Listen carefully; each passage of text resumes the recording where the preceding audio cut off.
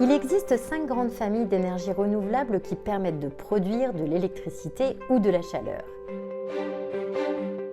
L'énergie éolienne qui produit de l'électricité à partir du vent. Les éoliennes convertissent l'énergie du vent en énergie électrique. En général, une éolienne commence à produire à 15 km/h de vent et tourne à plein régime vers 40-50 km/h de vent. Le vent en mer étant plus fort et plus constant que sur Terre, et les éoliennes en mer étant plus puissantes, les éoliennes offshore possèdent un rendement plus élevé.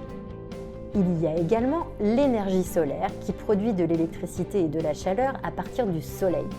La filière solaire photovoltaïque s'est fortement développée en France à partir de 2009 et continue sa croissance exponentielle.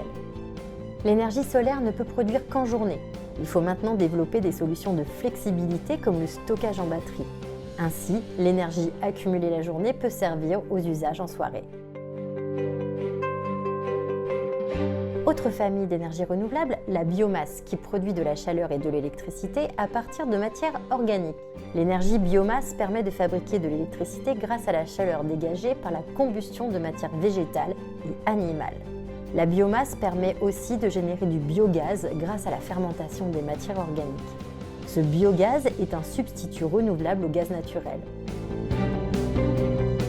La quatrième famille est l'énergie hydraulique. L'énergie mécanique de l'eau est utilisée pour actionner des turbines qui la convertissent en énergie électrique. La production hydraulique dépend fortement du débit des cours d'eau, de la pluviométrie et du stock hydraulique en fin d'année précédente. L'hydroélectricité permet, grâce aux retenues d'eau, de stocker de grands volumes d'eau et de produire de l'électricité à la demande, notamment lors des pics de consommation. Et enfin, la géothermie, qui produit de la chaleur à partir de la terre. Il existe différentes technologies qui exploitent toute la chaleur de la croûte terrestre. La géothermie, peu profonde, entre 5 et 10 mètres, utilise le concept de pompe à chaleur pour produire du chauffage, le sol restant à température constante toute l'année. La deuxième technologie, dite géothermie profonde, va chercher la chaleur beaucoup plus loin. Les sources d'énergie renouvelable sont multiples et doivent continuer à être développées pour diversifier le mix énergétique et réduire nos émissions de gaz à effet de serre. Toute production d'énergie, même renouvelable, a une incidence sur la planète.